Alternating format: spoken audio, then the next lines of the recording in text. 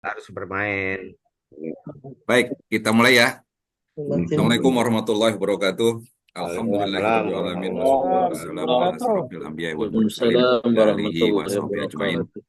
Asyhadu an la ilaha illallah wa asyhadu anna Muhammadan abduhu wa rasuluh. La nabiyya ba'da. Hadirin jamaah pengajian Zoomiyah Keluarga Besar Pelajar Islam Indonesia, rahimakumullah. Alhamdulillah pada Jumat kali ini kita bisa Langsung aja buka aja buang, hadir buang aja. sama-sama di kegiatan pengajian Jumat Jadi mau pagi yang rutin kita laksanakan.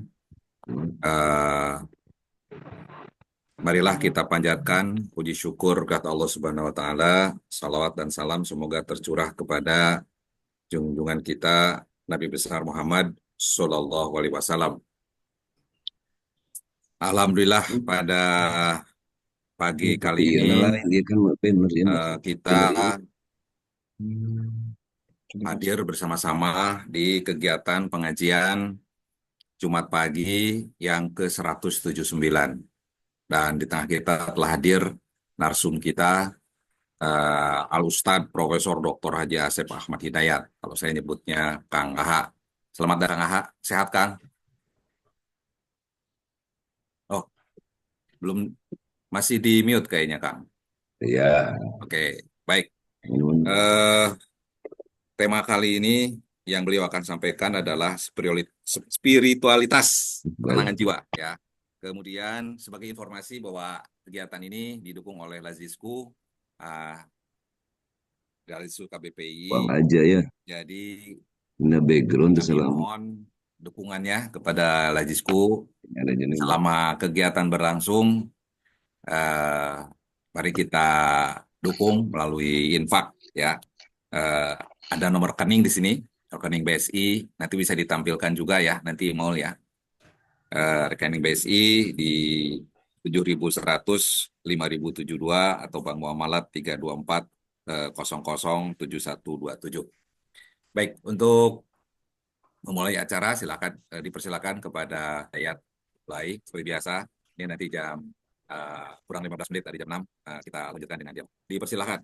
Silakan Kang. Ada sarpen ini masih ada. Bismillahirrahmanirrahim. Assalamualaikum warahmatullahi wabarakatuh. Kedengaran suaranya? Waalaikumsalam. Jelas, jelas Jelas, Kang. jelas, jelas. Karena saya nggak pakai speaker ya. Alhamdulillah kedengaran. Nggih. Dengeran, dengeran. Alhamdulillah Rabbil Alamin. Wassalatu wassalamu ala asrafil anbiya'il mursalin. Wa ala alihi washabihi wa tabi'ina lahum bi isanin ila yaumiddin. Allahumma salli wa sallim ala Sayyidina Muhammadil Fatih lima ulik wal khatimi lima sabaqa nasiril haqqi bil haqqi wal hadi ila siratikal mustaqim wa ala alihi haqqa qadrihi wa miqdaril azim salatan taftahu lana biha abwaba ridho wa taysir wa tughliqu bi'ana abwaba basari wa tasiri wa takunu lana biha waliyan wa nasiran anta walimuna wa maulana fa ni'mal maula wa ni'man nasir. Mohon maaf saya agak lambat sedikit di HP banyak chat ya. Jadi banyak chattingnya pas dilemparkan ke laptop ya agak agak sedikit gadget dan saya masih agak lelah ya baru nyampe malam karena memang KBPI terutama Kang Ahmad di nelpon ya. Jadi saya dari luar kota Garut tuh baru nyampe ke kota Garut tuh malam ya. Jadi masih agak lelah gitu. Jadi mudah-mudahan kita sehat semuanya. eh Terima kasih ya kepada saudara sudah semuanya terutama pada Sekjen ya yang terus Nggak ada. saudara SFND ya terus mengupayakan pengajian. Biasanya kalau pengajian bosan. Kalau istilah workshop, seminar rasanya juga agak tidak membosankan sedikit gitu karena diskusi banyak gitu. Padahal mau nggak pengajian, mau workshop, mau seminar sama-sama aja. Kalau di Malaysia namanya ngaji gitu. Kalau di kita ngaji itu ya pergi ke majelis taklim gitu. pergi kemana gitu, ke masjid biasa nenek-nenek, kakek-kakek gitu. Dan kita sudah nenek-nenek, pada dasarnya udah kakek-kakek, pada tua-tua gitu. Kang Ahmad saja dengan saya sudah kelihatan aki-aki nah Kang. Gak terasa gitu kan. Kemarin juga teman saya Sugih ya, Sosonoan katanya di SMP 1. Sugihati Heni anaknya Pak Agus Salim itu pada zaman Kang Budi sebenarnya PI-nya gitu kan. Cuma dia tidak aktif di PI, cuma dibina oleh Kang Budi almarhum yang dulu pernah berseberangan rumahnya dengan Kang Ahmad waktu pernikahan itu di Perumnas 2 di Tangerang itu kan, yang dari apa, beliau adalah siapa tuh, pramugari ya, pramugari. Ya, saya pertama apa yang harus saya sampaikan? Biasa anak-anak pikirnya ngaji tapi keren-keren istilahnya gitu kan. Anak PI, anak AMI kan begitu gitu kan. Padahal ngaji-ngaji juga gitu. Cuma saya juga tergelit ya. Kalau dibilang ustadz, saya nggak mau ustadz. Ustadz itu kan kalau pakai tadal, dal ya, dal kecil ya. Dal besar, dal kecil ya. Ustadz itu jurig, artinya jurig, jurig, jurig, tad. Tapi kalau Ustadz, saya masa dipanggil juri hantu gitu, siluman. Kalau Ustadz itu artinya al profesor ya, profesor, al Ustadz, ad doktur, asep effendi. Nah itu adalah itu artinya profesor sebetulnya. Tapi mungkin teman-teman Persis menggunakan Ustadz di mana-mana gitu. PI kan banyak bersentuhan dengan Persis, dengan DII kan, Ustadz, Ustadz, Ustadz gitu kan gitu. Padahal ini supaya pakai lajis NU, lahirnya Kiai gitu ya. Nah, lajis NU. Ya, jadi ini dengan kata Haji Sedo ya nggak ada ustadz itu. Ustadz itu guru letik, guru madrasah gitu kan. Itu sesuai linguistik. Ustadun, guru gitu kan kata orang Sunda itu. Kalau kalau ngaji dulu ya di dinia ustadun, guru gitu. Nggak apa-apa itu hanya ini aja hanya candaan saja. Karena di pagi hari ini jangan terlalu serius ya. Kalau serius jadi stres nanti kita ya. Ini pada teman-teman yang lain pada pada nggak dibuka nih ya. Padahal betapa gantengnya saya hari ini malam ini. Terus kemudian Dek Mulyana itu pengajian. Tapi kalau saya lihat ke Malaysia jadi masalah. Itu pengajian nggak pakai kopiah, fotonya itu pakai toga gitu kan. Toga saya dari mana tuh dapatnya nggak tahu lah tuh. Mungkin jadi viral di IG gitu kan. Padahal profesor saya udah lama juga sebetulnya. Cuma barangkali lagi diviralkannya ya bulan-bulan yang lalu.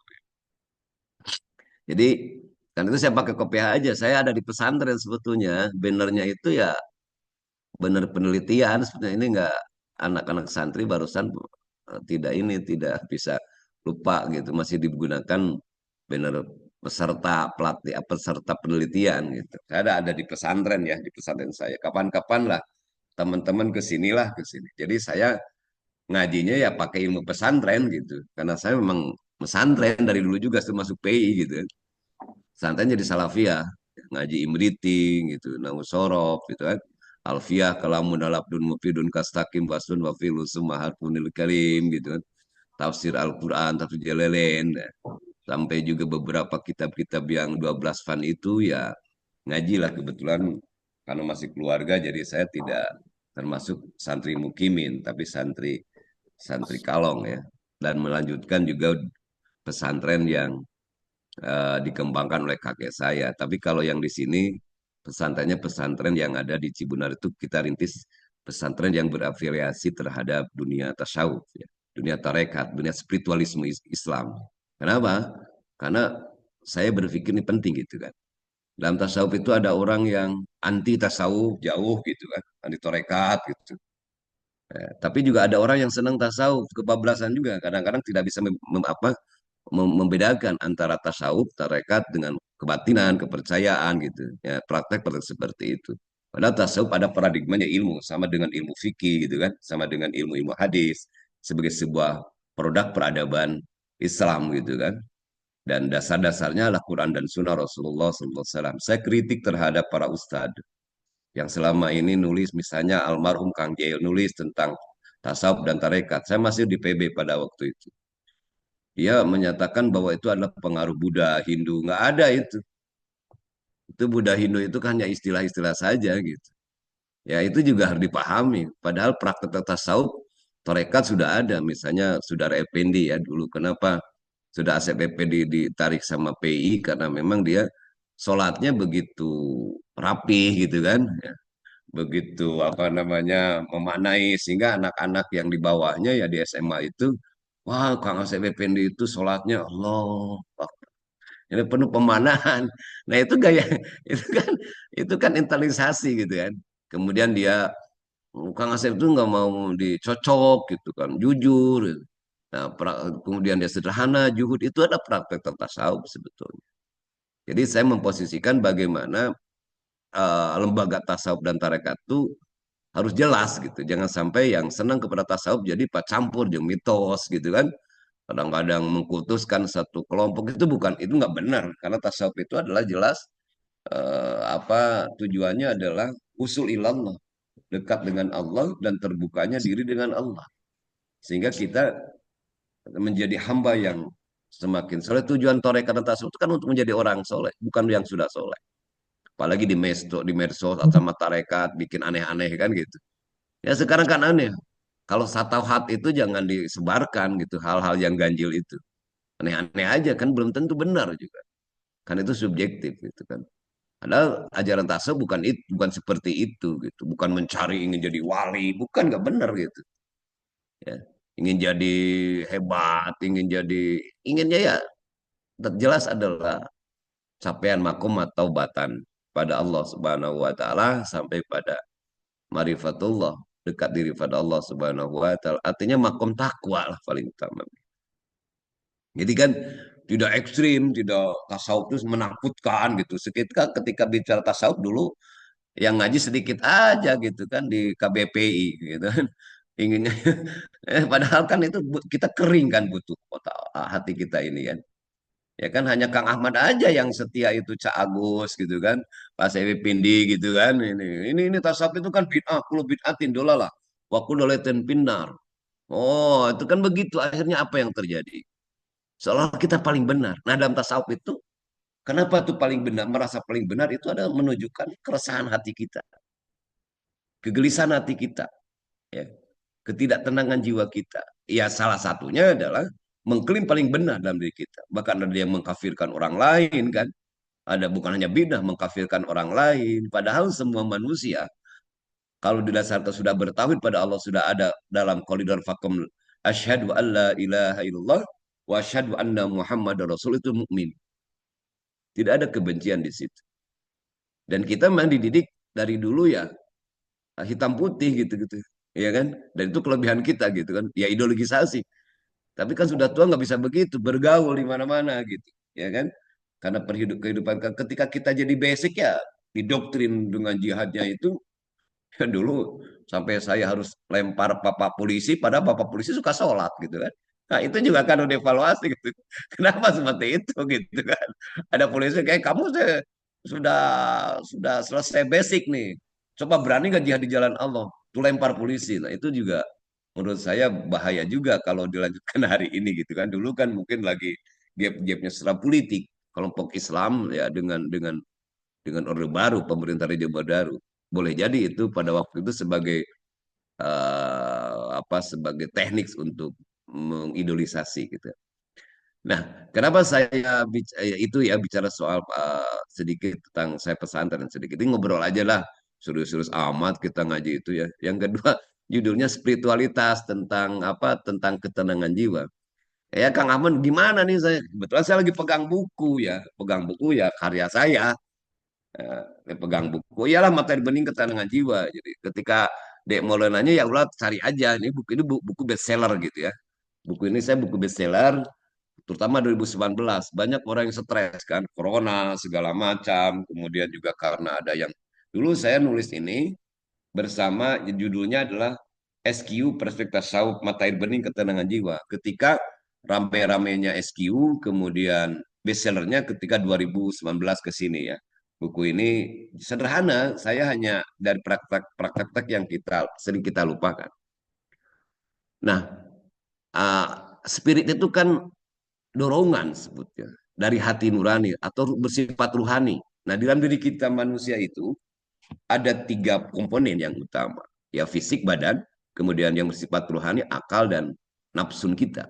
Nah, yang membuat kita mengapa kita resah dan gelisah, cemas gitu kan? Ya kehidupan hanya bersifat fisik saja. Dalam bahasa nanti kita bicara tentang hadis itu ya, yang dikatakan inapi jaupil dan sesungguhnya dalam rongga anak Adam, inapi di Adam itu ada kosron. Ke bawahnya kosron ya inapi kosri ada kolban, luban sampai kepada sagopan, sagopan sampai kepada sirron gitu kan. Wapi siri anak. Nanti kita bicara soal hadis itu. Kita dalami itu seperti itu. Tapi nah, kita hanya pada sampai kosron saja. Pemenuhan jiwa pikiran kita ingin punya jabatan, ya, ingin punya penuh obsesi dalam diri kita. Jadi banyak itu bersifat kosronnya fisik saja, badannya saja, ya. Makan, minum, bertemu teman-teman segala macam. Itu sebenarnya tidak akan mendatangkan ketenangan dalam jiwa kita. Ya, mengapa kita ini tidak tenang gitu? Mengapa tidak tenang dan tidak tentram jiwa kita? Dan kita itu manusiawi. Nah, secara psikologis manusiawi, kodrati. Tapi dalam praktek agama ada persoalan dalam diri kita. Dan praktek tasawuf bisa disebutkan bahwa itu kenapa kita tidak tenang, cemas, jiwa kita resah dan gelisah, goyah hati kita. Karena di dalam diri kita ada dosa, ada maksiat. Maksiat itu dalam praktek tasawuf Imam Al-Ghazali menyebutkan, misalnya menyebutkan disebut dengan kata rizun, kotoran. Maksiat itu atau perbuatan dosa itu ada 2, yaitu dosa batin dan dosa lahir. Dosa dohir misalnya atau dosa lahir, melanggar syariat Allah, tidak melaksanakan sholat 5 waktu, menipu sama orang lain, bergibah sama orang lain. Ya kita biasa gibah. Apa sekjen ACPPND itu? Itu kan temannya Ahmad, Ahmad Jikaji. Wah nggak bener itu dia. Kenapa dia pilih Anies gitu? Kenapa dia pilih Prabowo? Udah nggak benar itu menurut saya. Itu makanya saya tidak mau debat-debatan kayak begitu karena sudah menyudutkan orang lain. Wah itu yang namanya saudara Ahmad Bagio itu kan Prabowo itu atau Jokowi itu saudara Fahmi itu kok komunis itu nggak beragama itu nggak benar juga cara berpikir seperti itu. Mendidik orang lain nggak benar, ya kan? Nah, itu cara-cara seperti itu artinya apa? Dengan berbagai macam apa apa namanya lah, dengan berbagai macam alasan apa, tetap aja itu menunjukkan keresahan jiwa kita, kering jiwa kita. Jadi ada penyakit dalam diri kita. Penyakit apa? Yang melanggar syariah itu penyakit dohir ya, penyakit apa maksiat batin. Dan itu penyakit sebetulnya. Penyakit. Kenapa kita juga tidak melaksanakan syariat yang 5 waktu misalnya, tidak melaksanakan sholat 5 waktu atau menipu orang berbohong. Kang, saya butuh butuh butuh apa namanya butuh biaya. Banyak kan atas ideologisasi pintar negara Islam segala macam, tapi tipu sama orang lain. Itu melanggar syariat. Ya kan? Wow, untunglah kakak kita. Nah, PI itu hebatnya di situ. Maafnya PI hebat di situ. Kakak kita itu memaafkan sama kita. Meskipun ratusan juta miliar. Kemarin saja saya terkena tipu sama sampai 90 juta itu ya sama orang yang punya dan ideologi lah gitu. Ya itulah untunglah orang-orang kita ini hebat ya saling memaafkan gitu. Nah, jadi itu adalah melanggar syariat, korupsi segala macam. Itu adalah melanggar syariat artinya dosa-dosa fisik, dosa batin kita. Yang kedua dosa fisik kita. Sementara ada dosa atau maksiat yang bersifat batin. Dengki, iri, merasa paling benar, kaslan itu apa namanya? Malas beribadah kepada Allah Subhanahu wa taala. Yuk kita berjamaah. Apa berjamaah? Kita kan sudah biasa kan. Udah tua lah sholat buat apa? Kenapa harus dijawab itu? Itu artinya menundukkan bahwa kita itu kaslan itu. Udah kan ada Russo, ada segala macam. Ya udah lah saya biasa ambil fikih Russo, tidak ajimah. Saya sudah ACPP di tepat waktu sholat sholat berjamaah kenapa harus di itu kan orang atau Pak Ahmad Pak Ahmad gitu kan atau Pak Henry itu kan artinya bahwa bahwa itu tidak kasran gitu. Senang beribadah dengar sholat saja gitu kan. Dengar dengar mendengar saat dengan adan gitu kan. Jadi itu kasran, penyakit. Hubud dunya, penyakit hati itu. Cinta dunia yang berlebihan. Artinya tidak juhud. Bukan berarti bahwa kita anti dunia, salah. Ya, kita pakai HP aja, sekarang ngaji kan pakai Zoom tuh, pakai HP gitu. Laptop itu di dunia, tetapi jangan dimasukkan dua pada hati kita. Dunia itu adalah akan kita tinggalkan di belakang, akhirat di depan. Sementara yang di depan itu ditinggalkan. Sementara yang di belakang akan kita tinggalkan itu dikejar-kejar. Itu dunia yang akan kita menghadapi itu hubud dunia ya dalam diri kita itu. Kita bangga kalau kita yang sukses itu sudah jadi menteri gitu kan. Sukses itu hanya saja kosong. Buat apa jadi menteri? Buat apa misalnya jadi profesor, doktor kalau dia tidak memberikan amanah kepada umat? Hanya bangga-bangga aja. Itu juga jangan berpikir bahwa dunia itu akan segala-galanya, tidak juga gitu kan. Ya. Jadi juhud itu artinya tidak terpikirkan dunia. Nah, kita bicara soal juhud kapan-kapan saja. Itu artinya hubud dunia. Kemudian dengki, iri gitu kan. Dan lain sebagainya. Panas baranan lah kata orang Sunda gitu kan. Ya, kenapa saya pakai kopiah yang bagus? Saya jelek ke panas baranan. Itu juga yang kecil aja begitu kan. Kadang-kadang ria anas, ria. Ya kita bekerja ya. Buat apa jadi sekjen KBP kalau bukan hanya ingin disebut teman hebat atau ketua KBPI gitu kan. Ingin disebut hebat, saya hebat, bisa menguasai. Ya harus karena Allah, lillahi ta'ala. Bahwa kita berjuang dengan dilatih itu karena untuk diperintah oleh Allah Subhanahu wa taala. Nah, jadi kenapa resah dan gelisah, semua tidak tenang karena ada penyakit dalam diri kita. Nah, bagaimana menyembuhkannya? Bukan hanya misalnya dijelaskan oleh dalam buku saya ini, William James menyatakan bahwa William James itu seorang ahli penganut filsafat pragmatisme. Dia mengatakan begini, bahwa bahwa kecemasan gitu, kesehatan yang paling utama itu adalah obatnya adalah keimanan pada Tuhan. Keimanan kepada Tuhan, lanjut Jim, merupakan salah satu kekuatan yang tidak harus terpenuhi untuk menopang dalam hidup ini. Kata dia, antara kita dengan ikatan yang tidak terputus. Apabila kita menundukkan diri di bawah pengarahnya, maka semua cita-cita dan harapan kita akan tercapai. Dalam bahasa kita dalam bahasa agama kita, hadis Rasulullah SAW, antara kita dengan Tuhan itu adalah dekat. Bahkan melebihi urat nadi gitu kan. Kemudian kata Zem lagi, kata Zem bahwa gelombang lautan yang menggelora sama sekali tidak membuat keruh dan resah ketenangan jiwa. Demikian halnya seseorang yang keimanannya mendalam, maka ketenangannya tidak akan terkeruhkan oleh gejolak superficial yang sementara sifatnya. Mengapa kata James? Seorang yang benar-benar akan terlindung dari keresahan. Ia selalu menjaga keseimbangannya dan selalu siap untuk menghadapi malapetaka yang terjadi. Individu yang benar-benar religius tidak akan pernah menderita sakit jiwa. Itu kata Brills, seorang psikolog analisis. Artinya maksud saya begini. Begini maksud saya. Keimanan yang bagaimana? Keimanan yang hidup. Bukan hanya iman di hati saja. Tapi yang hidup gitu. Iman itu kan kalau definisi para ulama diyakini hati, dikira dengan lisan gitu kan.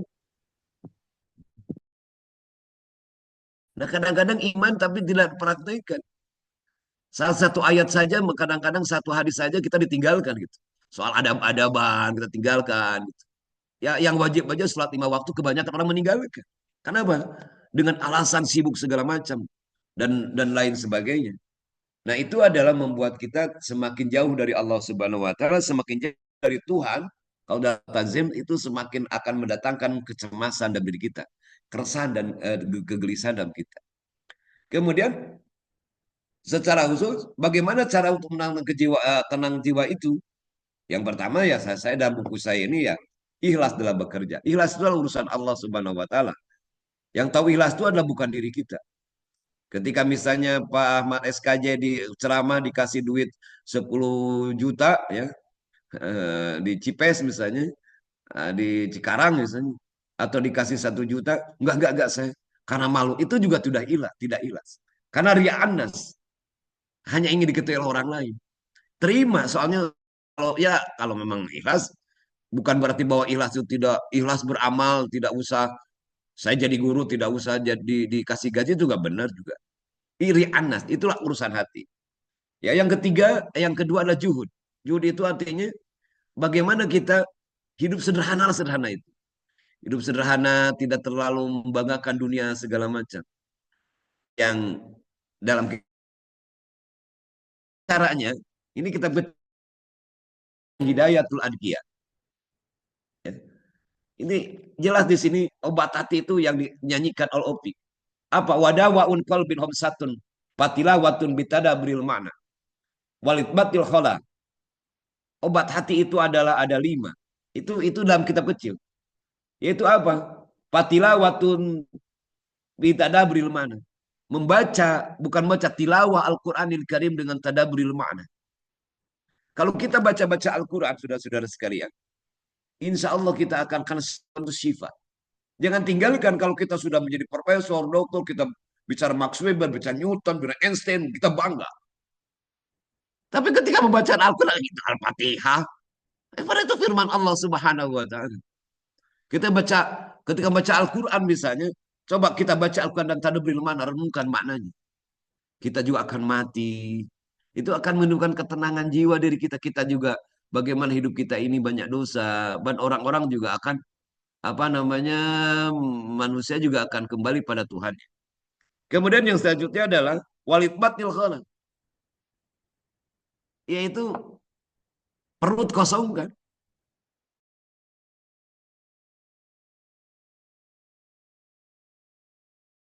Buat kesehatan saja, fisik saja. Kemudian wa qiyamul laili, minimal 2 rakaat qiyamul lail, jangan ditinggalkan. Kita didalilkan diceritakan bahwa orang yang qiyamul lail akan ditingkatkan makomnya, tetapi sebetulnya kita tinggal minimal 2 rakaat. Kata Rasulullah SAW, arakaatani, 2 rakaat pada malam hari itu lebih bagus ketimbang bumi dan isinya. Itu kata Rasulullah SAW. Artinya ada rahasia di situ. Kemudian kata dia, kata ini watadoru besar, beristighfar, tadoru kepada Allah Subhanahu, mohon ampun kepada Allah Subhanahu wa taala. Itu dilakukan oleh para sahabat, termasuk siapa ya, termasuk Rasulullah SAW ya, sering begitu beristighfar pada Allah Subhanahu wa taala, termasuk oleh yang kita kenal dengan siapa, Umar Ibn Khattab gitu kan. Wa mujalas satu salihina, dan duduk-duduk artinya berdialog dengan orang-orang yang soleh, ahli ibadah, para ulama, para kiai, para ustad kalau kata Pak Asep Pende itu, berdialog, berdiskusi gitu kan. Mujalah satu soleh, duduk gitu kan dengan orang-orang yang soleh, yang ahli ibadah. Artinya berteman dengan ahli ibadah. Mengapa kita sudah begini? Kalau kita berteman dengan orang ahli ibadah, maka meskipun atau kita berteman dengan para ulama dan ahli ibadah, setidaknya disebut juga oleh dia adalah ulama atau muridnya atau santrinya. Tetapi kalau kita banyak gaul dan berduduk dengan orang-orang yang jahat, pasti juga kita akan disebut jahat. Misalnya pencuri, disebut juga temannya pencuri. Itu berpengaruh juga terhadap hidup kita. Termasuk juga, maksud saya misalnya, coba kita, kalau Anda sering ke pantai, gaul aja dengan dengan ikan, pasti bau itu, badan kita itu. Nah, begitu juga dengan manusia yang banyak dosa, ya terkena juga kita. Maka di sini kata para ulama itu mujalah satu sulihin, di sini adalah duduk-duduk dengan orang yang soleh itu adalah insya Allah akan mendatangkan ketenangan jiwa. Ya, ketenangan jiwa. Jadi ada beberapa tip yang saya sampaikan dalam buku ini yang jadi bestseller itu, termasuk di situ bagaimana kita akan menjadi orang yang tidak resah. Termasuk kita jangan banyak hutang, nabung gitu. Banyak hutang mulut ya terus ya kita pikir terpaksa lah kalau kita berhutang itu gitu. Jangan beri senang mencari utang gitu kan. Sedikit-sedikit ke bank segala macam. Coba nabung gitu kan. Ya, utang itu akan membuat kita resah dan gelisah. Ya, selanjutnya banyaklah beberapa hal yang kita kita apa namanya kita praktek dalam hidup sehari-hari, termasuk adalah zikir. Zikir itu adalah bisa mendatangkan ketenangan. Jelas dalam zikir dijelaskan bahkan dalam Al-Quran, zikru akbar. Ya, zikir itu, dalam hadis Rasulullah, zikir itu akbar. Pengaruhnya besar. La ilaha, apakah mau keras la ilallah, mau zahar, apakah mau hofi la ilaha illallah, Allah Allah. Itu terserah. Yang penting hati kita berzikir pada Allah Subhanahu wa taala. Zikir itu di dalam hati kita, jantung kita berzikir berdetak. Ketika bisa menggunakan zikir. Zikir itu bukan hanya lisan saja. Dalam arti zikir ucapan gitu kan. Itu melatih hati kita. Sebab zikir itu kata kaum torekot, misalnya kalau kata tahu dalam ajaran kami di Torekot Tijaniyah, dari mana misalnya? Dari jantung dulu. La ilaha illallah. La ilaha, jantung langsung. Bahkan kata Syekh Asyajili, barang orang-orang yang bertorikoh, berzikir pada Allah Subhanahu wa taala, la ilaha illallah, la ilaha illallah, la ilaha illallah, itu akan menyehatkan fisik dan mental kita.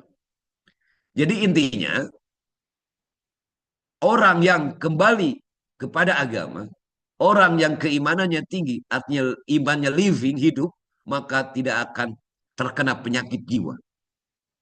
Tidak akan cemas dirinya. Tidak akan khawatir dirinya. Wala khaufun alaihim walahum yahzanun. Dia akan senantiasa ridho terhadap apa yang Allah berikan pada kita, dan kita akan senantiasa husnudon terhadap apa yang Allah berikan pada kita, dan kita terus berusaha. La yusibana illa ma kataballahu lana. Dalam Al-Quran, tidak ada sesuatu yang menimpa. Kul, katakan Muhammad, la yusibana illa ma kataballahu lana. Katakan oleh kamu Muhammad, la yusibana, tidak akan ada yang menimpa kepadaku kecuali oleh Allah tentukan. Artinya di situ ada intervensi Allah Subhanahu wa taala. Adapun teori mutajilah, teori qadariyah, teori jabariyah, itu hanya sebuah teologis aja, tidak akan mempengaruhi terhadap Tuhan. Itu kan hanya sebuah kategori-kategori ilmu kalam saja. Tapi tetap saja Allah itu adalah berintervensi pada diri kita. Artinya bahwa antara diri kita dengan Allah Subhanahu wa taala, yang dikatakan oleh orang non muslim, oleh William James, itu adalah ada dekat diri dengan Allah Subhanahu wa taala, tidak bisa dipisahkan. Mengapa kita terpisah dari Allah? Ketika kita jauh dari Allah Subhanahu wa taala, dari Tuhan kita, maka keresahan, kegelisahan, meskipun ustadz, kiai, ulama, tukang ceramah, profesor, doktor, apapun itu, pasti resah dan gelisah kalau dia meninggalkan Allah Subhanahu wa taala. Dengan cara apa? Biar misalnya lupa sholat aja yang hanya apa ya? Hanya formal-formal aja. Nih saya tanya pada Pak Ahmad. Pak Ahmad, Kang Banu nih, kalau kita makan apa orang Sunda? Makan itu apa? Orang Jawa, orang Betawi.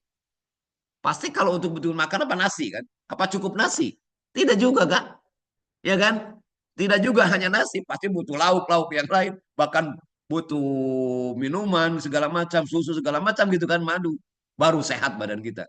Begitu juga ruhani. Apa makanan ruhani yang paling utama dalam diri kita? Sholat 5 waktu. Bagi orang Muslim, ruhani itu kejonya, kata orang Sunda itu, kejonya umat Islam itu yang ruhani itu apa? Nasinya itu apa? Sholat.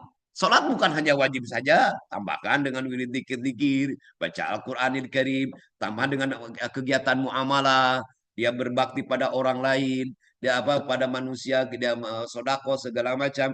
Itu yang dikatakan oleh Rasulullah Sallallahu Alaihi Wasallam, al-biru ma'atman al-qalbu. Sesungguhnya kebajikan itu ada mendatangkan ketenangan jiwa, sementara al-ismu, dosa itu adalah yang mendatangkan mahalakal kalbu, yaitu yang mendatangkan ketidaktenangan dalam jiwa. Sampai gitu sajalah. Mudah-mudahan ada manfaatnya. Ini pengajian bersama-sama, ya ngaji aja gitu. Mudah-mudahan ini ada Pak Hasan Nugroho, ya, sudah Pak Banu. Mudah-mudahan ini semuanya kita ngobrol aja lah. Kita langsung ngobrol aja dah. Sebab sebentar lagi saya jam 7 sudah ngaji santri dan langsung ke ngajar di STKS. ngajar tentang terapi komplementer dan palliative care di Stikes kalau sadar. Kalau nggak salah jadwalnya hari ini ya komplementer terapi, pengobatan terapi. Tapi sebenarnya mengajar dulu santri dulu sebentar. Dan saya informasikan biasanya hari Minggu itu jam 10 itu saya ada ngaji online yaitu berbahasa Sunda dan bahasa Melayu, bahasa Indonesia, tafsir Jalalain. Tapi kadang-kadang menjelaskannya dengan beberapa tafsir, ya, tafsir tahlili dan mengudui. Nah, tafsir Jalalain ini menarik untuk kita baca karena itu dasar-dasar mufrad untuk memahami Al-Qur'anil Karim. Tafsir Jalalain penting karena dia berdasarkan mufradat tahlilinya. Misalnya haza diartikan dengan zalika diartikan dengan hai haza gitu kan. Alkitabu Al-Qur'anil Karim misalnya. Itu menarik untuk kita kita ajarkan gitu kan, kita ngaderes lah kalau kita kaji. Nah, bagi kawan-kawan, sahabat-sahabat, ikhwan-ikhwan semuanya yang mau ngaji online ya bisa saja bawa kitab gundulnya, kita yuk bareng kita ngaji. Ya kayak gaya pesantren tradisional aja gitu. Ya kita ngaji gitu, kita baca, kemudian kita sharing gitu kan. Kadang-kadang kita suka lupa ya. Kalau suka ceramah kadang-kadang ini benar kan saya baca ini. Ternyata kadang-kadang nahu sorobnya kadang-kadang lupa gitu kan.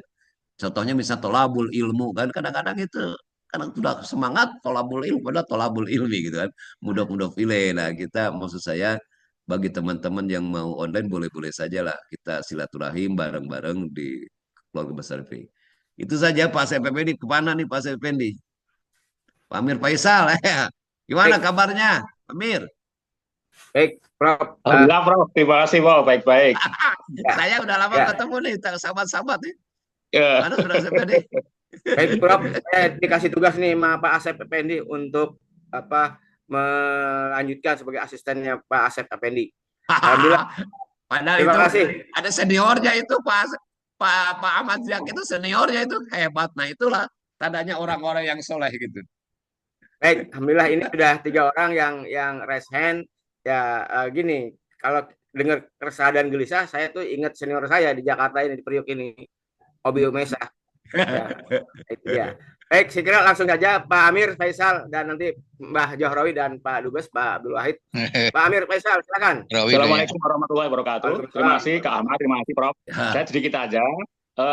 Saya tertarik yang bagian awal tadi yang apa namanya masalah kita teman-teman di PI ini sering kontra gitu ya, jadi saling lempar saling kontroversi lempar itu sebenarnya menurut saya itu hanya pola komunikasi saja, jadi tidak sampai ke adab, nggak sampai ke akhlak lah, nggak sampai gitu. Karena memang kita dari dulu itu kan sejak awal memang sudah dibiasakan itu, dididik untuk kontra gitu loh. Kan di training itu instruktur itu kalau ruangannya itu debatnya rame itu bangga kan itu kalau laporan evaluasi itu. Tapi kalau ruangannya sepi gitu dia kecil hati gitu. Jadi kita sudah dibiasakan untuk komunikasi yang sifatnya kontradiktif gitu. Itu. Saya kebetulan alhamdulillah Prof nulis buku-buku banyak di Gramedia dan separuhnya itu saya komunikasi. Yang terakhir ini saya nggak nulis buku Inside Out Communication. Itu terakhir itu seluruh halaman isinya praktek semua. Jadi saya yang ringan-ringan aja Prof. Jadi nggak yang belum kayak Prof itu. Itu jadi karena pola itu. Jadi sebenarnya kalau kita boleh usul gitu pada adik-adik itu, jadi karena sekarang ini kan kita sudah di era yang kita ini harus pandai untuk relationship, ya pandai komunikasi gitu. Kita sudah memiliki pola pikir entrepreneurship itu harusnya memang trainingnya itu mindsetnya agak diubah gitu. Jadi diubah dari kalau dulu kan memang zaman dulu kan kita memang harus melawan gitu ya, kontradiktif gitu loh. Jadi kita harus itu sifatnya kompromitif gitu ya. Jadi agree bukan disagree gitu. Jadi memang harus kita latih itu gitu. Itu saya kira itu aja saya Prof. Terima kasih. Assalamualaikum warahmatullahi wabarakatuh. Ya itu kan Pak Baik, Mas Amir. Ahmad, saya tidak langsung aja jawab karena beliau itu ya udah aja masukan. Jadi mudah-mudahan dengan WA itu silaturahim yang bagus, jagalah etika, jangan sampai kan udah tua kadang-kadang ada sensitif itu komunikasinya. Jadi jangan sampai menyinggung orang lain ya. Kita kalau dalam ilmiah nggak apa-apa. Saya bisa saja di antara kita banyak yang kunung gitu ya. Pak Amir. Ya bagus aja kita sebagai silaturahim aja gitu. Nggak apa-apa. Barca doang, Tapi kan Barca orang kan doang. beda lagi sudah aki-aki sensitifnya beda ketika waktu masih di basic atau ketika masih di wilayah atau di daerah. Itu silakan langsung aja. Terima kasih itu masukannya Pak Prof. Sudah Pak Ustadz Amir Faisal. Insya Allah ya jadi pakai Ustadz juga ya. Kang Amir Faisal. Ya mudah-mudahan nih kita bisa ketemu di daratan. Mangga, saya jajak kalau Ya, Rasulullah itu bagi saya teman-teman. dipanggil Silakan. Prof, saya dipanggil. Ya, lanjut Pak Mbah Johrawi Bantul. Ya, lanjut. Mana mana? Ya, Pak Jarwi. ya, Gimana ya. Mas? Assalamualaikum Assalamualaikum. warahmatullahi wabarakatuh. Salam. Ya, Warahmatullahi wabarakatuh. saya ini yang tertua. Terima kasih, Prof. Ya, Ini ya, yang ini ingin saya korelasikan. Saya membaca dan memahami fakta bahwa hidup tidak minta, mati tak terhindari. Sakit dan perkara tidak minta juga diberi. Kita sebagai makhluk kawula sak derma wajib ikhtiar dan doa, tawakal ketentuannya, bersyukur kemenangan, keberhasilan dan kebahagiaan. Tak mungkin orang bisa bahagia tanpa bersyukur, yang itu dengan ruh. Satu, ikhlas adalah kekuatan. Sabar adalah saudara sahabat setia. Ikhtiar adalah jalan, doa adalah harapan. Bertawakal itu ketentuan, dan yang terakhir, ingatlah saudara-saudara, apa yang kita punya saat mati tak akan terbawa, kecuali amal soleh kita. Ini kita korelasikan untuk ketenangan jiwa, ternyata dengan pemahaman itu ya mengantarkan saya lebih tenang hidup daripada saya harus emosi dan ambisi, kan begitu. Baik, Bro. Baik, Mbak. Ya, mudah-mudahan nanti bisa husnul khotimah semua. Amin, amin, amin. Mohon maaf Prof, ini untuk dikorelasikan saja. Terima kasih. Assalamualaikum. Ya, kalau sudah Baik, makasih. jadi Mbah ikhtisarnya Johrawi. sudah bagus. Ya, Udah itu semua dikumpulin yang apa? disampaikan oleh Pak Johrawi semuanya itu sudah ada dalam buku saya. Bagus itu. Terima kasih Pak Johrawi. Pak Ida ajam tempat tawakal Allah ujungnya. Terima kasih. Ya, langsung Pak Abdul Wahid. Ya, terima kasih Kang Aha. Saya melihat banyak miskonsepsi terhadap tasawuf, dan alhamdulillah tadi sepertinya Kang Aha sudah meluruskan ya. Nah, kita sering ini ya banyak salah paham, dan pahamnya juga salah ya, su'il faham yang berdampak kepada su'i tadbik ya dalam penerapan ya, dan apa yang disampaikan oleh Kang Aha ini persis ya apa yang sering disampaikan oleh Syekh Yusuf Qaradawi ya. Saya 3,5 tahun jadi duta besar di Qatar, dan saya dekat dengan Syekh Yusuf Qaradawi persis ya gitu ya. Tapi ada satu yang tadi saya ingin garis bawahi soal ma'asi al-bawatin. Nah, ini yang sering kita ini orang awam sering menganggapnya namanya dosa itu adalah yang lahiriat tok ya, yang lahiriat tok. Itu adalah dosanya Adam itu lahiriah. Tapi justru dosanya iblis itu adalah bawatin, yang batin, yang jauhar. Nah, ini yang sering kita merasa bebas dengan itu. Ya, jadi itu padahal itu asyaddu khatar kata Qaradawi itu yang jauh lebih berbahaya, merasa lebih pintar, merasa lebih baik, merasa lebih suci. Makanya di Al-Quran ada ayat fala tuzakku anfusakum, jangan sampai kamu tuh merasa paling suci, kan begitu. Dan itu sangat jadi saya tertarik dengan urian Kang Aha, bagaimana keimanan yang dinamis gitu. Jangan tasawuf itu jadikan eskapisme, ya, hanya lari ya untuk ketenangan sendiri, tapi tidak memberikan efek, impact ya. Nah, seharusnya ketenangan itu akan membuat orang tuh berpikir jauh lebih produktif, lebih inovatif, tenang dia gitu ya. Nah, ini banyak salah paham, sehingga tidak heran ya, kadang-kadang pemerintah terpaksa ya. Misalnya di Mesir, saya 5 bulan yang lalu setelah dari Aqsa saya menyeberang ke Mesir, saya melihat banyak sekali kuburan-kuburan yang termasuk di sekitar Imam Syafi'i itu ya dirobohkan semua gitu loh. Karena memang banyak disalahpahami jadi menjadi tempat eskapisme, hanya pelarian diri. Nah, ini juga respon yang kadang-kadang bagaimana kita mencari jalan tengah ya. Jangan sampai ekstrim. Tadi saya melihat gagasan Kang Aha bagus sekali ya, yaitu jangan kita kemudian berlebihan ya dalam dalam tasawuf ya. Tapi juga jangan anti juga dengan tasawuf. Nah, ini yang perlu mungkin mencari titik keseimbangan, sehingga menurut saya bukunya Kang Aha ini perlu disebarluaskan ya. Ya tadi itu ya perlu ini, menurut saya tadi walaupun singkat tapi menurut saya satu jalan tengah solusi ya, dan persis apa yang disampaikan oleh Kang A ini, makanya saya agak sedikit tersentuh ya mendengarkan, karena persis apa yang disampaikan oleh Syekh Yusuf Qaradawi ya, dan saya termasuk pengagum beliau, dan saya yang membawa beliau ke Indonesia bertemu dengan SBY waktu itu ya, SBY waktu itu, karena ini menurut saya kekosongan. Kalau umat Islam menyadari dua kekuatan lahir dan batin ini, batin itu adalah tasawuf, dan lahir itu adalah fikih yang antara al-dauhar wal jauhar, antara fisikal dan metafisikal, ini akan dahsyat, sehingga akan mengantarkan kita itu menjadi antumul a'laun in kuntum mu'minin.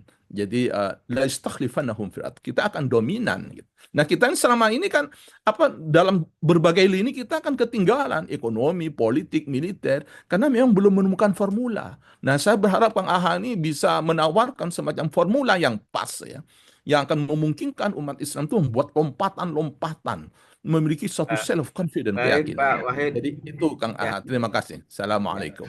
Waalaikumsalam warahmatullahi wabarakatuh.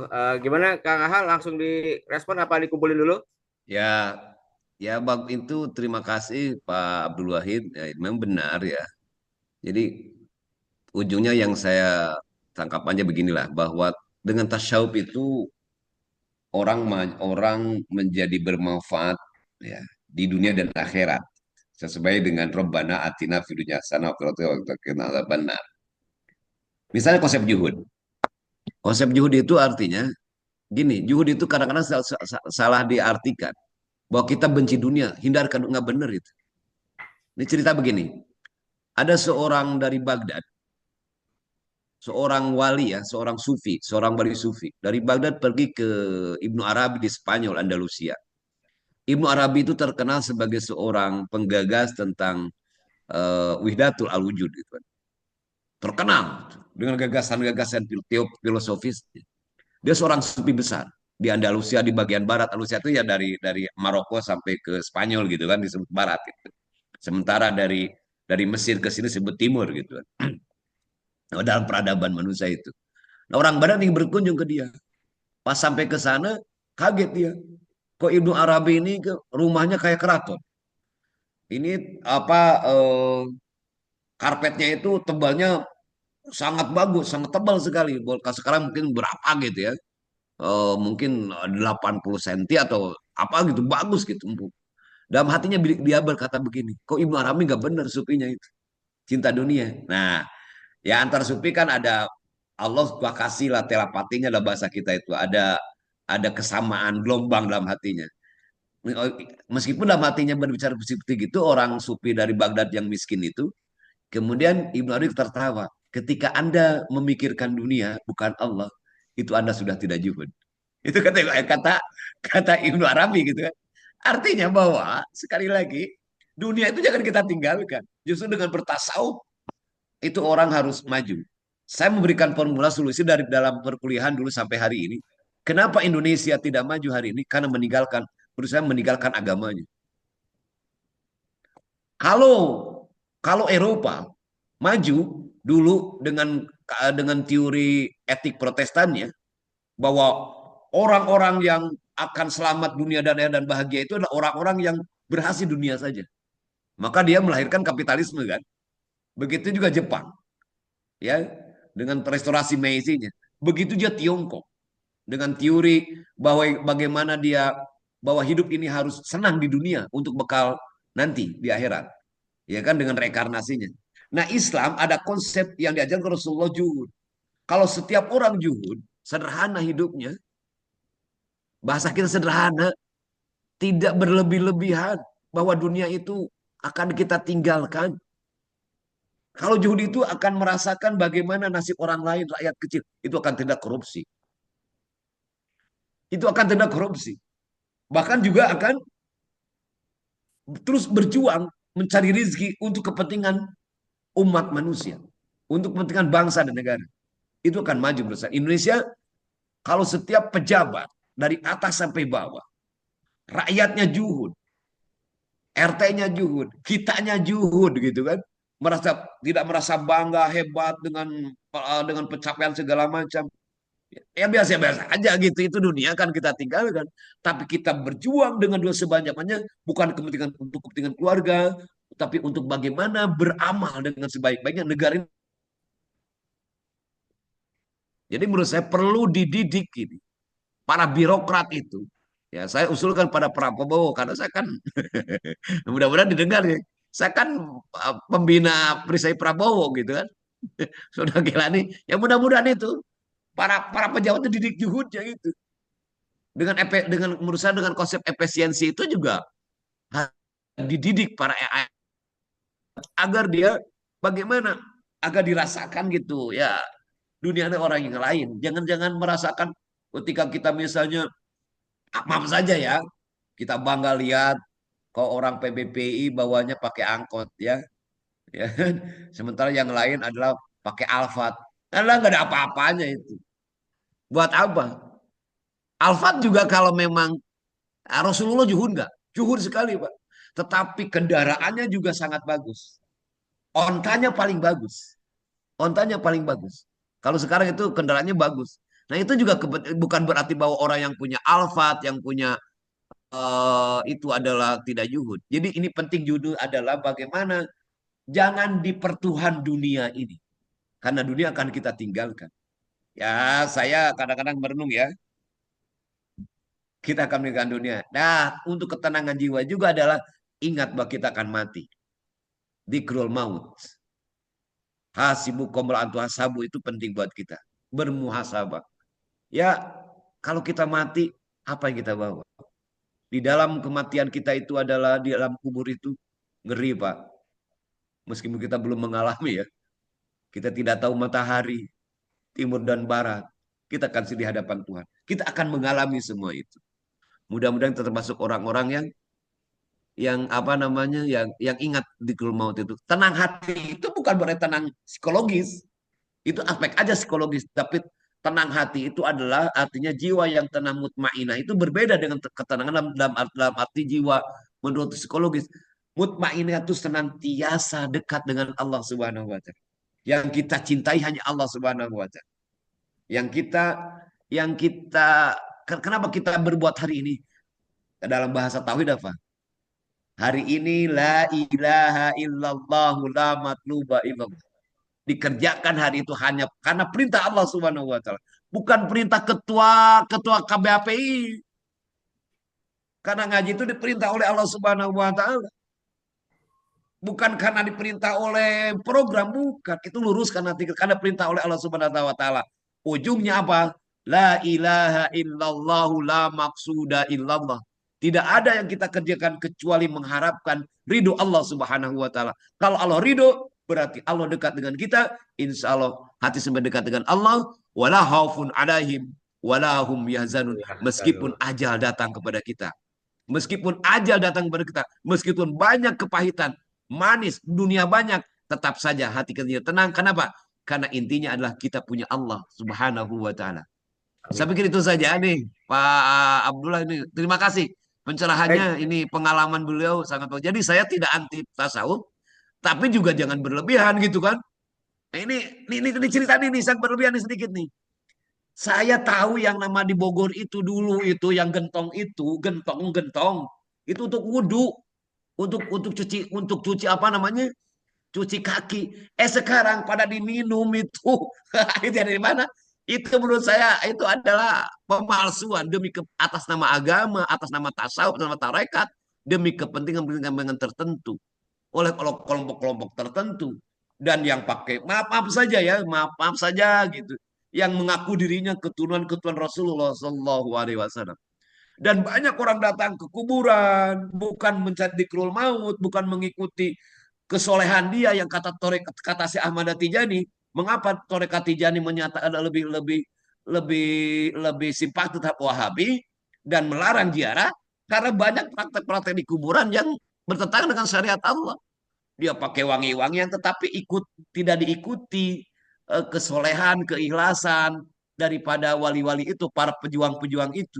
Itu yang dikritik oleh Ahmad Tijani radhiyallahu anhu. Nah, di sini adalah menurut saya banyak hal-hal yang harus kita luruskan hari ini. Jadi bukan berarti bahwa bertasawuf itu harus terbuka, kasab, segala macam. Ya tobat aja dulu, juhud, makom-makom seperti itu. Dekat kepada Allah Subhanahu wa Ta'ala. Bukan berarti misalnya ingin tahu yang gaib di segala macam. Itu sudah bukan tasawuf itu namanya. Aliran kebatinan, kepercayaan itu. Nah itu tasawuf itu ya lurus, tauhid. Tasawuf itu ujungnya apa? Hatinya tidak tergoyah.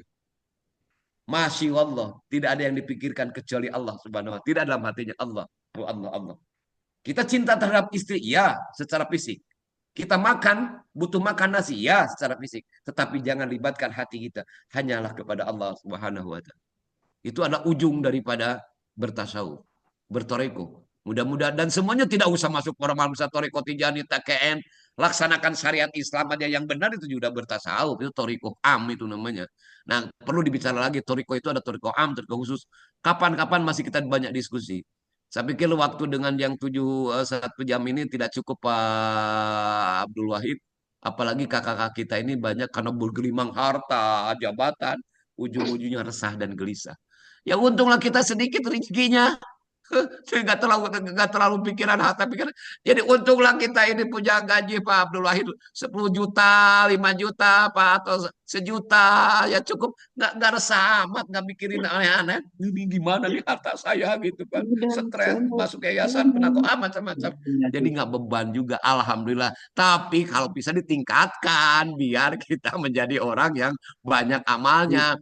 Kalau Pak Ahmad itu, Pak Ahmad Jake, Pak Ahmad Ijake itu punya perusahaan, anaknya karyawan di 10 itu dimakan oleh anaknya, istrinya, itu hebat juga. Itulah amalia. Jadi amalia itu bukan hanya dikir bahwa tasbih, saya tidak bertasawuf itu untuk cari makom, untuk naik makom itu adalah dengan berbagai macam kegiatan yang disenangi oleh Allah Subhanahu wa Ta'ala, artinya berpatok dalam syariah.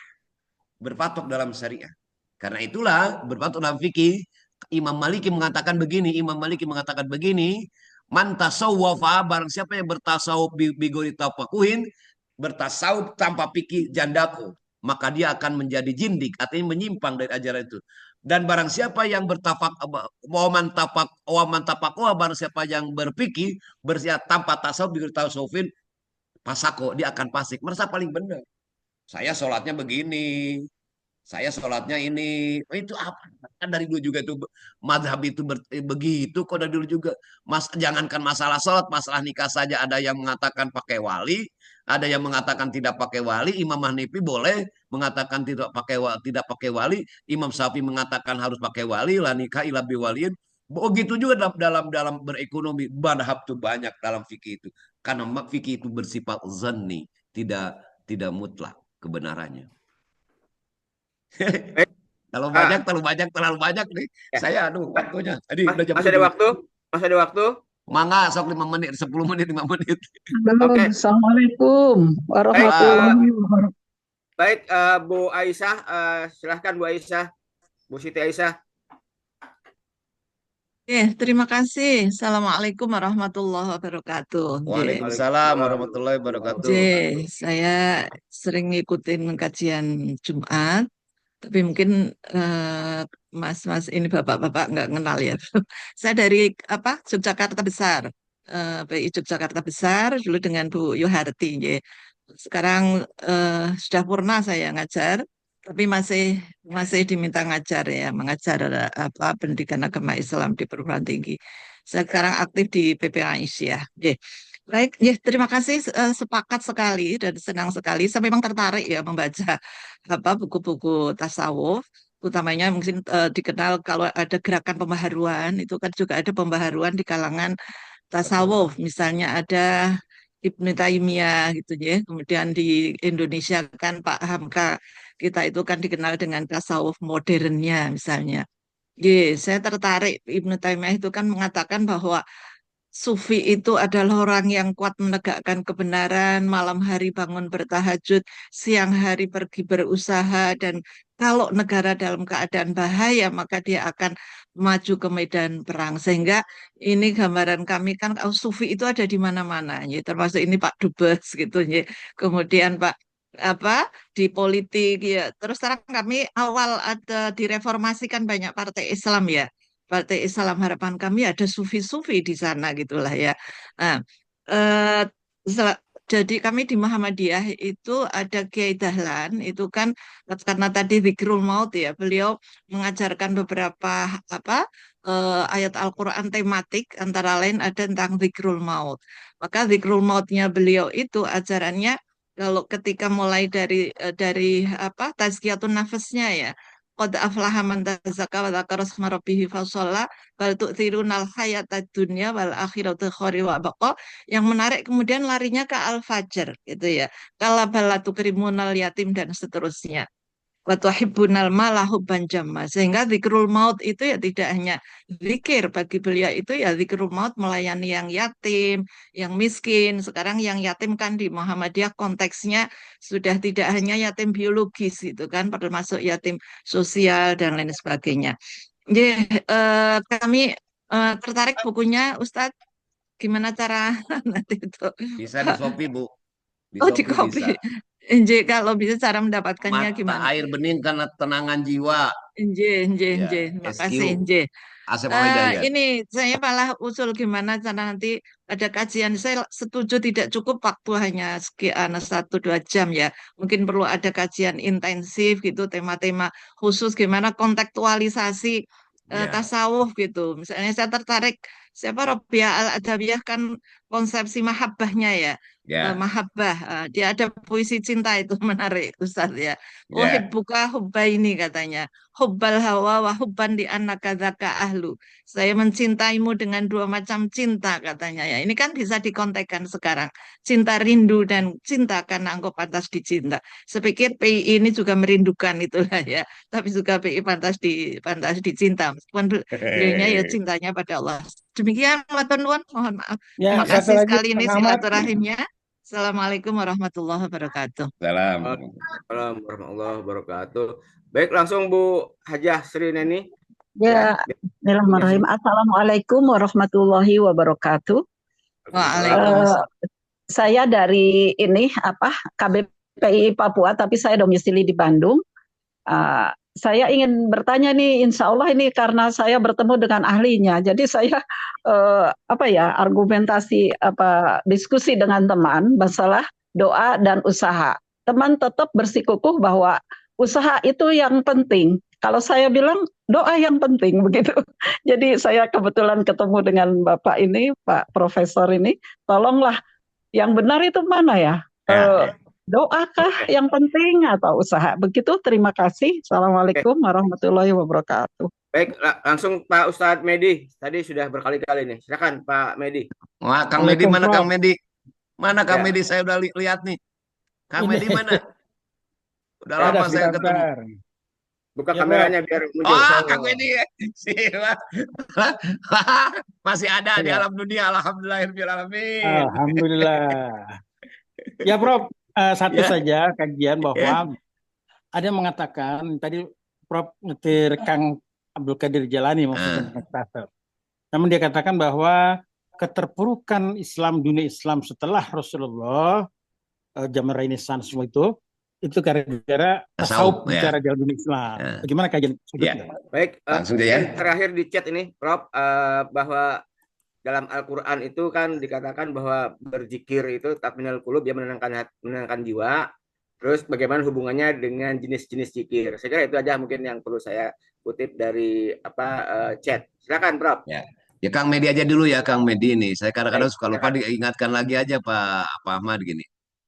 Jadi ada kesalahan dari cara berpikir orientalis. Jadi kita banyak mengambil dari orientalis. Praktek-praktek tasawuf itu pada zaman kemunduran, pada zaman keemasan ada sampai hari ini. Misalnya praktek Rasulullah juhud, itu kan praktek tasawuf.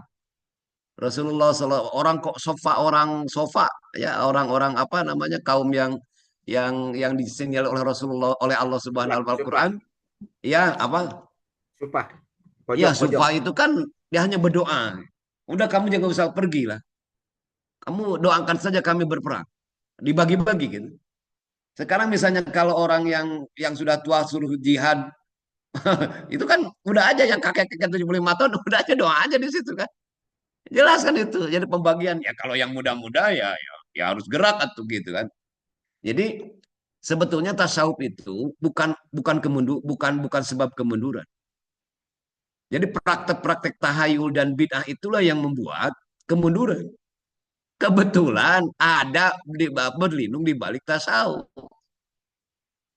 Kalau misalnya begini, atas nama tasawuf bahwa dunia itu jipatun, mayat gitu, di dunia itu adalah bangke.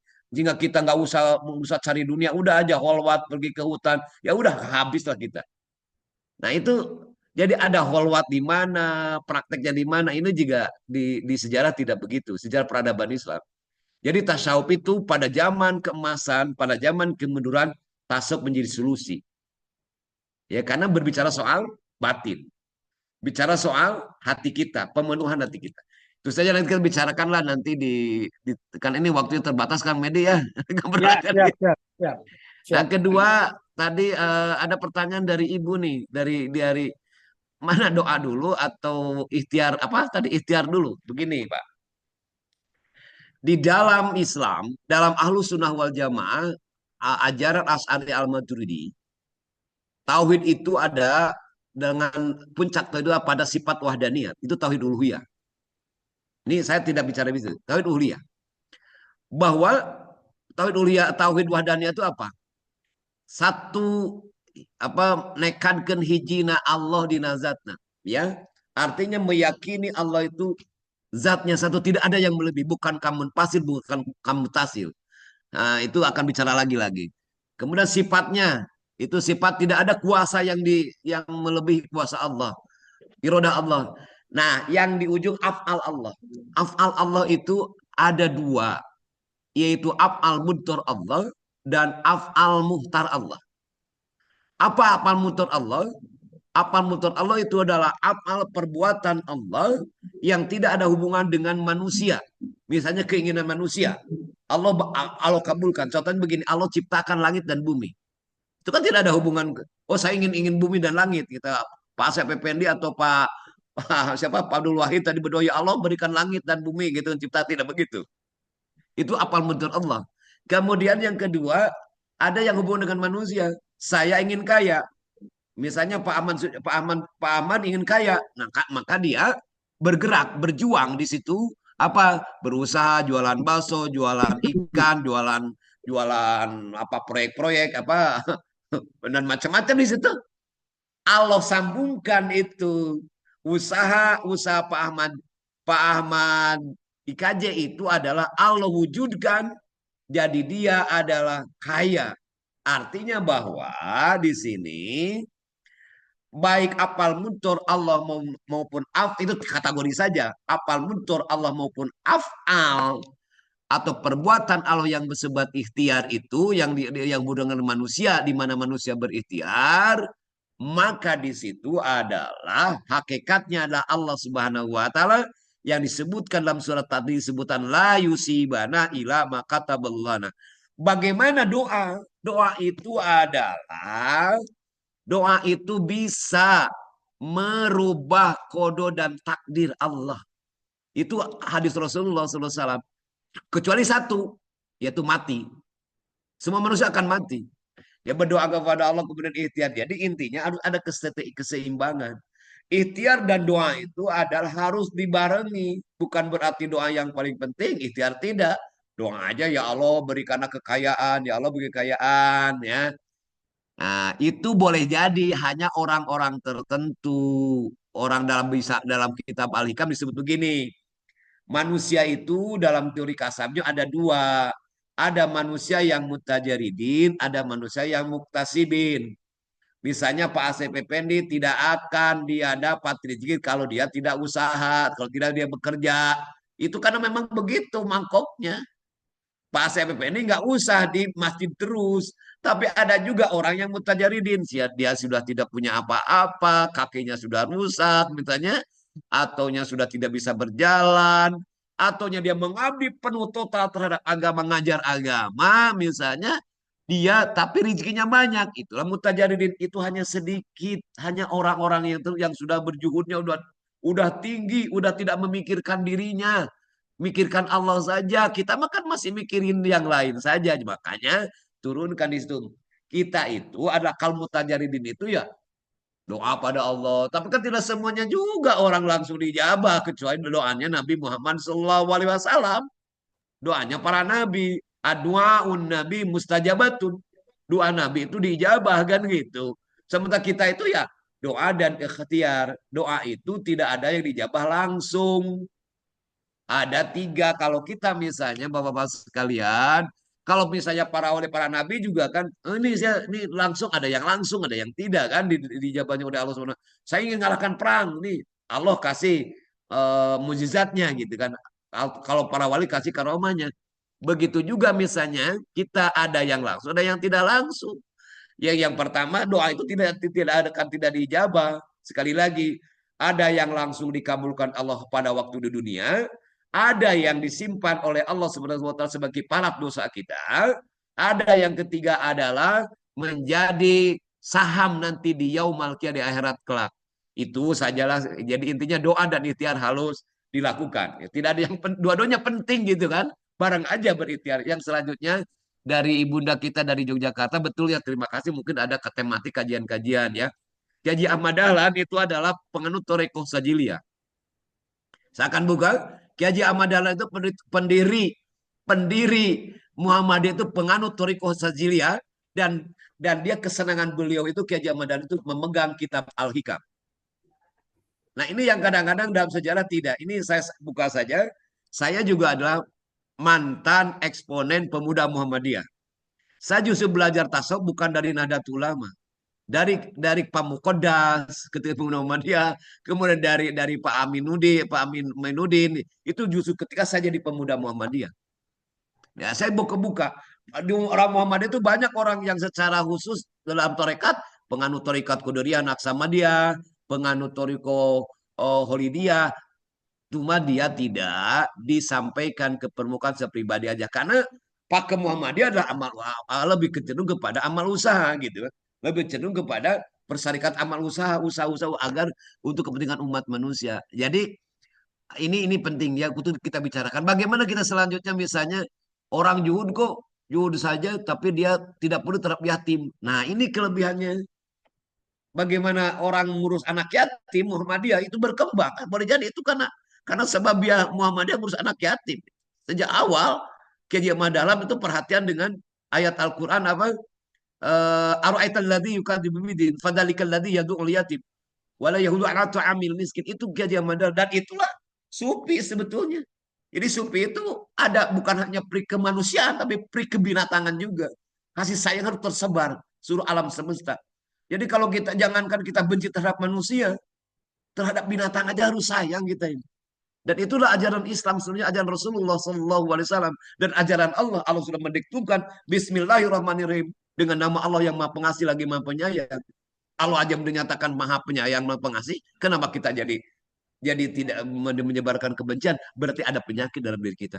Saya pikir waktu tidak cukup nih. Mohon maaf yang sebesar-besarnya. Pak Abdul Wahid, Ibu dari itu ini, aduh, saya betul harus ada kajian secara khusus. Dan harus banyak profesor yang lain atau kiai yang ustadz yang lain ya, Bang Medi, hingga kita menjelaskan, memposisikan jelas, sehingga jelas-jelas PI itu adalah milik umat, bukan milik satu kelompok. Gitu ya. Prof, Baik, maaf ya, bukunya tadi, jika berkenan, maaf Kak Ahmad sebentar. Buku Ya. Prof tadi kalau berkenan itu bisa di-e-bookkan di Google Book. Jadi kalau berkenan, kalau soft copy-nya masih ada, insya Allah nanti saya bantu, saya kasih nomor HP ponakan saya yang biasa upload ke Google Books. Buku-buku saya juga sama dia. Ya, itu sudah diibukan. Udah dibuka di Oh, sudah, kan ini sudah. penerbitan Oh, ya, Nuansa. Oh ya, ya kalau udah Nuansa. dibuka Ya e-booknya udah aja itu Nuansa. linknya di upload aja itu. Ya Link. kalau ya mudah-mudahan insya Allah. Nah, ya, Ya, ya. ya, ya. Makasih, Prof. Ya. Ya. Baik, Prof. Asep Ahmad Hidayat, terima kasih atas pencerahannya dan semoga menjadi amal ibadah Amin, dan amin, jariah. amin. Untuk itu saya kembalikan kepada Kang Asep Effendi. Kepada Kang Asep dipersilahkan. Langsung tutup. Baik, terima kasih. Luar biasa pencerahannya dari Prof. Asep Ahmad Hidayat, Kang Aha pada kita. Mudah-mudahan menjadi amal, menjadi spirit, menjadi motivasi kepada kita. Untuk mengakhiri kegiatan pengajian ini, marilah kita akhiri dengan baca doa akhir majlis. Subhanakallahumma bihamdika, asyhadu an la ilaha illa anta, wa atubu ilaik. Assalamualaikum warahmatullahi wabarakatuh. Waalaikumsalam Waalaikumsalam warahmatullahi wabarakatuh. Hatur nuhun, hatur nuhun. Ya. Alhamdulillah. Mudah-mudahan panjang usia ya semua Bapak Ibu semuanya. Amin, amin.